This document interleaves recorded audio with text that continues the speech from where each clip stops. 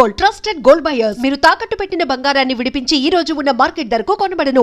మిమ్మల్ని ఎప్పుడు betting ads చేయమని ఎవరు అప్రోచ్ అవ్వలేదా? మెయిల్స్ వచ్చాయండి, మెయిల్స్ వచ్చాయి, కాల్స్ కూడా వచ్చాయి డైరెక్ట్. ఎన్ని లక్షలు ఇస్తామన్నారు?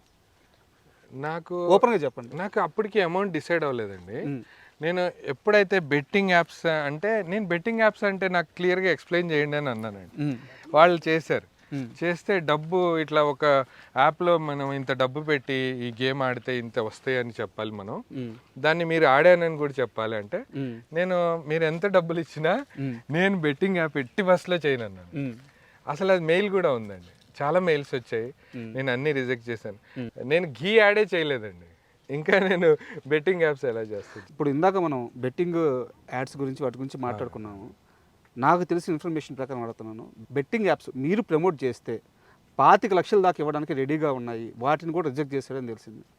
అవునండి, యాక్చువల్గా బెట్టింగ్ యాప్స్ ప్రైస్ పక్కకు పెడితే చాలా మెయిల్స్ వచ్చాయి, డైరెక్ట్ కాల్ కూడా చేశారు. ప్రైస్ పక్కన పెడితే అంటున్నారు. 25 లక్షల రూపాయలని ఎలా వదిలేయాలనిపించింది? అంటే చాలా గొప్ప విషయం. అవునండి, అవునండి.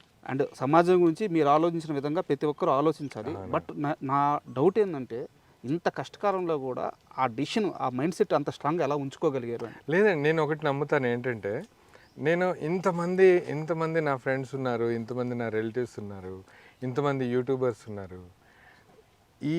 ఏదైతే ఇది ఒక డివోషనల్ డెసిషన్ అంటే దేవుడు ఒకళ్ళని పిక్ చేస్తాడు, వీడైతే పిల్లల కడుపు నిండా అన్నం పెడతాడని నన్ను పిక్ చేశాడేమో. నేను అది నా మూర్ఖత్వం అనుకోండి, ఏమైనా అనుకోండి, నాకు ఈ ఛాన్స్ ఇచ్చాడు. కొన్ని వందల మందికి ఇట్లా అన్నం భోజనం వడ్డిస్తుంటే నా చెయ్యి చూసి నాకే గర్వం అనిపిస్తుంది అండి. అంతే కదా. అందులో ఇంత పేరు వచ్చింది నాకు. ఇక్కడ కాదండి, యాక్చువల్గా ప్రపంచంలో ఉన్న అన్ని దేశాల నుంచి ఫ్రెండ్స్ ఉన్నారు. నాకు నిన్న మార్నింగే ఉజ్బెకిస్తాన్లో నేను వీసా బుక్ చేస్తాను, రా బ్రదర్ నాతో పాటు ఒక 1 వీక్ ఇక్కడ స్పెండ్ చేయి, నాకు కాల్ రికార్డింగ్ కూడా ఉందండి. ఆయన వాయిస్ మెసేజ్ పెట్టారు, మీరు ఒక పాస్పోర్ట్ అవన్నీ పంపిస్తే నేను బుక్ చేస్తాను, ఇప్పుడు ప్రజెంట్ ఫ్లైట్స్ కూడా ఉన్నాయి, నెక్స్ట్ వీక్ ఫ్రైడే వస్తావా అని అడిగారు. అంటే అంత ఆప్యాయంగా పిలుస్తున్నారు, అంత అభిమానం చూపిస్తున్నారు. నేను ఎవరో తెలియకుండా నన్ను ఇంత గుడ్డిగా 25,000 30,000 పంపిస్తున్నారు ఈ ఎపిసోడ్లకి. నాకు ఆ అమౌంట్ పడ్డప్పుడు ఏమనిపిస్తుంది అంటే చించేయాలి వీడియో అని అనిపిస్తుంది, పిల్లలు కడుపు నిండా పెట్టేయాలి. అసలు దీన్ని వాళ్ళు కూడా ఆశ్చర్యపోవాలి, అంత ఫుడ్ పెట్టాడు అన్నట్టుగానే ఉంటుందండి. అంత బాధ్యతగా డబ్బు అని అనిపించదండి. ఇంకోటి నాకు వచ్చిన పేరు ఏముందండి, కొన్ని సంవత్సరాలు కష్టపడ్డా కొంతమంది పేరు కోసం తహతాలాడుతున్నారు. దేవుడు నాకు ఆ నేమ్ అడగకుండానే ఇచ్చాడు, దాన్ని నేను ఎట్టి బస్సులో చెరిపదలుచుకోలేదు. సూపర్, నిజం. అండ్ మనం ఈరోజు రెసిపీ ఎంతమంది సార్ ఇది 250 మందికి అండి యాక్చువల్గా. అవునా? ఎక్కడ డిస్ట్రిబ్యూట్ చేయబోతున్నారు దీన్ని? చైల్డ్ హెవెన్ అని ఇక్కడ సుల్తాన్పల్లిలో ఉందండి, అక్కడికి వెళ్తున్నాం. యాక్చువల్గా రంజాన్లో టేస్ట్ చేపిస్తారు. రంజాన్ చాలా దగ్గరలో ఉంది, 2 months, నాకు తెలిసి హార్డ్లీ 2 months ఉందండి. నాకు ఒక స్పాన్సర్ ఏమన్నారంటే, మా బాబు బర్త్డేకి మీరు షీర్ ఖుర్మాతో పాటు చికెన్ బిర్యానీ కూడా తినిపేయండి అన్నారు. యాక్చువల్గా 2 ఒకే రోజు చేయడం కుదరదు కాబట్టి దీనికి బిఫోరే మేము చికెన్ బిర్యానీ చేస్తామండి, డిస్ట్రిబ్యూట్ చేస్తాము. షీర్ ఖుర్మా ఎస్పెషల్గా మనం వెళ్ళే పిల్లలను వెజిటేరియన్ కిడ్స్ అండి, ఓన్లీ వెజ్జే తింటారు. వాళ్ళకి చికెన్ బిర్యానీ యాప్ట్ కాదు కాబట్టి అది వేరే ఇక్కడ స్లమ్లో డిస్ట్రిబ్యూట్ చేసాము. ఈ షీర్ ఖుర్మా వాళ్ళకి చాలా ఇష్టంగా కూడా తింటారు, ఇంకా ఎప్పుడు అడుగుతూ ఉంటారు. అందులో రంజాన్కి ముందు వాళ్ళకి షీర్ కుర్మా తినిపించడం నిజంగా నా అదృష్టం. అంటే పాలు చాలా ఉన్నాయి, అంటే ఈ షీర్ కుర్మా 200 మంది కంటే ఇంగ్రీడియంట్స్ ఏవేవి? ఇప్పుడు పాలు ఎన్ని లీటర్లు, సో ఏవేవి ఇంగ్రీడియంట్స్? ఇది 25 లీటర్స్ అండి. ఓకే. దీంట్లో ఖోవా యాడ్ చేస్తాం ఆ థిక్నెస్ కోసం, షుగర్, డ్రై ఫ్రూట్స్ అన్నీ యాడ్ చేస్తాం. ఓకే. క్యాషూ నట్స్, ఆల్మండ్స్, పిస్తా, ఇంకా చాలా ఉన్నాయండి. ఇంకా కుంకుమ పువ్వు కూడా యాడ్ చేస్తాం. ఓకే. అవన్నీ యాడ్ చేశాకే దీని ఇది మన హైదరాబాద్ స్టైల్, ఇంకోటి మన నవాబులు ప్రిపేర్ చేసే ఆ షీర్ ఖుర్మా అని చూసారు, దాని లుక్ వస్తుందండి. ఒకసారి ప్రిపేర్ అయ్యాక మీరు చూద్దరు కదా, అద్భుతంగా అండ్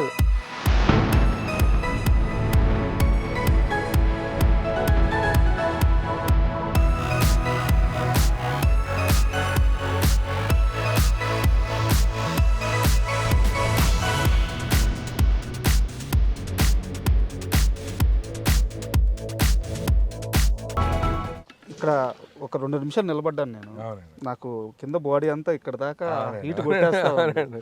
మీరు కొన్ని వేల వీడియోలు చేస్తున్నారు. అవునండి. ఇలా ఇదే సెగలో నిలబడి అవునండి. ఎప్పుడు కష్టం అనిపించలేదా? అంటే ఇనిషియల్ స్టేజ్లో కష్టం అనిపించదు, అవును. కొన్ని లక్షలు సంపాదించిన తర్వాత, అవును. ఒక కోటీశ్వరుడు అయిన తర్వాత నాకు ఇంకా ఈ కష్టం ఎందుకు? ఇద్దరు అసిస్టెంట్లు ఉంటే బాగుండు. యాక్చువల్గా అలా లేదండి. యాక్చువల్గా ఏంటంటే నేను స్టార్టింగ్లో వీడియోలు చేసి ఇంటికి వెళ్ళగానే స్ప్రో లేకుండా పడుకునేవాడిని అండి. పొద్దున్న లేచేసరికి రిప్స్ అన్ని ఇక్కడి నుంచి ఇక్కడికి ఇట్లా దగ్గరికి వచ్చేసినట్టు ఇట్లా ఒక ఇది ఇద్దరు ఒకళ్ళు గట్టిగా వెనకాల నుంచి ఇలా ప్రెస్ చేస్తే ఎంత పెయిన్ ఉంటుందో అంత పెయిన్ ఉండేదండి. అట్లా ఒక 6 months వరకు ఉండిందండి. నేను అనుకున్నాను ఏదైనా డిసీజ్ ఏమన్నా అటాక్ అయిందేమో, ఇంత పెయిన్ వస్తుందని డాక్టర్ చెకప్ కూడా వెళ్ళామండి. యాక్చువల్గా ఏంటంటే ఆ హీట్కి ఆ స్ట్రెయిన్ మనం ఫుల్ ఏసీలో ఉండి పీసీఆర్లో దాంట్లో దీంట్లో స్పెండ్ చేసి ఆ స్టూడియోస్లో ఆ ఏసీకి ఉండి వచ్చిన వాళ్ళం ఈ వేడి తట్టుకోవడం చాలా కష్టం అండి. కాకపోతే మొండికి చేశానండి. అంటే ఎవరినన్నా అసిస్టెంట్స్ని పెట్టుకుంటే ప్రాబ్లం ఏంది? మీ చేత్తోనే ఉండాలి. నాకు ఆ తృప్తి ఉండదండి. యాక్చువల్గా ఇప్పుడు నేను ఈవెన్ కలపాలన్నా నేను కలిపితేనే నేను యాక్చువల్గా ఎలా ఫీల్ అవుతానంటే ఇది మిక్స్ చేస్తున్నప్పుడు కూడా ఇది పిల్లలు ఇష్టంగా తినాలి, ఒక 1 drop కూడా మిగలకూడదు, అట్లా ఒక దాన్ని ఏమంటారు ఒక యజ్ఞం లాగా చేస్తానండి. అసిస్టెంట్లు ఇప్పుడు చాలామంది వస్తారండి కలపడానికి, కానీ ఎందుకో ఆ తృప్తి ఉండదండి. నేను వండి పెట్టిన తృప్తి ఉండదు. మీరు వీడియోస్లో కూడా నేనే వడ్డిస్తాను కానీ వేరే వాళ్ళు వడ్డించింది నాకు ఇష్టం ఉండదు. అవునవును. ఎంత కష్టమైనా నేనే వడ్డిస్తాను. ఎన్నో రోజులు జ్వరాలతో కూడా చేశాను. ఇప్పుడు మీరు చెప్పారు ఇది కలప్తా కూడా పిల్లలు తినాలి అని ఇంటెన్షన్ తోటి. అవునండి. అంటే ఈ క్వశ్చన్ అడగొచ్చో లేదో నాకు తెలియదు, బట్ అడగాలనిపిస్తుంది. ఏదైనా తప్పు అయితే వదిలేసేయండి. డెఫినెట్. ఇంత మంచి ప్రయత్నం చేస్తున్నారు. అవునండి. ఎప్పుడైనా మీ మంచి ప్రయత్నానికి మతం అనేది అడ్డం వచ్చింది? లేదండి. యాక్చువల్గా నేను ఒకటి చెప్పాలండి. అంటే నేను ఈ క్వశ్చన్ ఇంకా క్లియర్గా అడుగుతాను. అడగండి. కొన్ని ఆశ్రమాలు ఉంటాయి, అవును, మీరు ముస్లిమ్స్, మీరు ఇచ్చే ఫుడ్ మేము తీసుకోము, ఇలాంటి సమాధానాలు కానీ ఎప్పుడన్నా ఉన్నారా? అట్లా నేను వినలేదు. కానీ ఈ ఇంటర్వ్యూలో ఒక చిన్న నేను ఈ సందర్భంగా చెప్పొచ్చో లేదో నాకు తెలియదు. నేను మా బాబుని అడ్మిషన్ కోసం వెళ్తే పేరు చెప్పదలుచుకోవాలా, ఏరియా చెప్పదలుచుకోవాలా, నాకు ఎందుకో నేను గురుకుల పాఠశాలలో చదివానండి. శిశు మందిరం అని, శ్రీ సరస్వతి శిశు మందిరం అని ఉండేది. దాంట్లో నేను ఆర్ఎస్ఎస్ కూడా మాకు ఒక hour last 4:30 to 5 half an hour ఈ ఆర్ఎస్ఎస్ ప్రిన్సిపల్స్ అవి కూడా నేర్పిస్తారు. నేర్చుకున్నానండి. మాకు చిన్నప్పటి నుంచి నేను పెరిగిన వాతావరణం ఎప్పుడు కులం మతం ఇది ఎప్పుడు లేదండి. అసలు మా ఫ్రెండ్స్ మధ్యలో కూడా ఎప్పుడు లేదు. ఈ మధ్య గెట్ టుగెదర్కి వెళ్తే వాడు రెడ్డి వీడు కమ్మ అట్లా అనుకుంటున్నారు, కానీ నాకు అసలు ఎప్పుడు తెలియదండి. అరే వరే అనుకుంటాం, సరదాగా ఉండేవాళ్ళం. ఈ స్కూల్ అడ్మిషన్కి వెళ్తే ఎగ్జామ్ రాపిచ్చారు, అంతా ఓకే అయిపోయింది, ప్రిన్సిపల్ అంతా ఓకే అనేసారు. చాలా పెద్ద గురుకుల పాఠశాల అండి. చాలా వెల్ ఎడ్యుకేటెడ్ పనిచేస్తారు. అట్లాంటి స్కూల్లో బాబుని బొట్టు పెట్టుకొని వస్తేనే ఎలా చేస్తారన్నారండి. ఓకే. నాకు అది ఎందుకో ఏదో చాలాసార్లు అనుకున్నాను, ఎప్పుడు ఎవరికైనా ఇట్లాంటి పరిస్థితులు మారితే మనం బొట్టు పెట్టుకొని వస్తే అడ్మిషన్ ఓకే చేస్తామని అన్నారండి. అంటే ఎవ్రీడే బొట్టు పెట్టుకుంటేనే అడ్మిషన్ ఓకే చేస్తాము అంటే పిల్లడికి ఎలా ఉంటుందండి, ఇక్కడ బొట్టు పెట్టుకోవాలి, అవసరమైతే పంచ కట్టుకోవాల్సి ఉంటుంది అలా. అంటే నేను ఇంత డిఫరెన్షియేట్ చేసి మన చదువులు ఉన్నాయా ఈ రోజుల్లో కూడా, ఎస్పెషల్లీ మనం ఇంత పెద్ద డెవలప్ అవుతున్న ఈ టైంలో, ఇది 2-3 years బ్యాక్ అండి. యాక్చువల్గా నాకు అప్పుడు చాలా బాధ అనిపించిందండి. నేను అంటే ఈ పరిస్థితి ఎవరికి రావద్దండి. యాక్చువల్గా ఇది మనం పెరుగుతున్న సొసైటీలో కానీ ఈ మధ్య జనాల మైండ్ సెట్ మారుతుందేమో తెలియదు, కానీ ఎస్పెషల్గా మనం ఎవడైనా ఆకలితో ఉన్నాడంటే జేబులోంచి అరే నువ్వు ఈ క్యాస్ట్ అమ్మో అని తీసి పెట్టుకునే పరిస్థితులు అయితే ఎవరు లేరండి.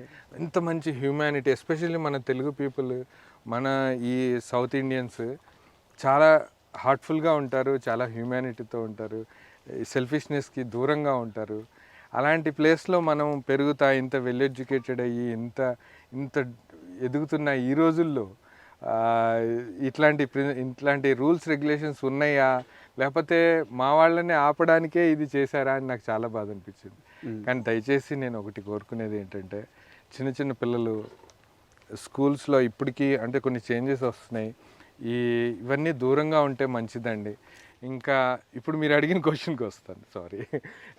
యాక్చువల్గా నాకు ఎప్పుడు అలా అనిపించదండి, వీళ్ళకి పెట్టాలి వాళ్ళకి పెట్టాలని కాదు. అసలు అక్కడ ఎవరు ఏది అడిగినా కడుపు నిండా పెట్టాలని ఉంటుంది.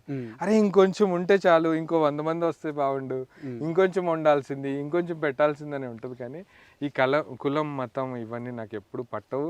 అసలు నేను వాటికి ఈ అటైర్ ఏదైతే నేను చూపిస్తున్నానో, ఈ వైట్ అండ్ వైట్, ఇది కూడా నా ఫ్రెండ్స్ వాళ్ళు హిందూ రిలీజన్లో ఉండి వాళ్ళు సజెస్ట్ చేసిందే అండి. ఓకే, నాకు నేనుగా టోపీ పెట్టుకొని ఈ వైట్ అండ్ వైట్ వేసుకోవాలని చెప్పాలని కాదు.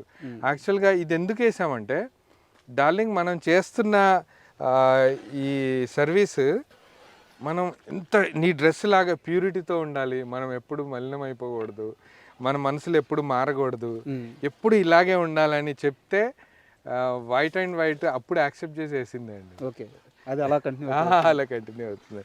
కానీ ఎప్పుడు దేవుడి వల్ల నాకు మనసు ఎప్పుడు అలాంటి ఆలోచన రాదు. నాకే చాలా బాధ అనిపిస్తుంది.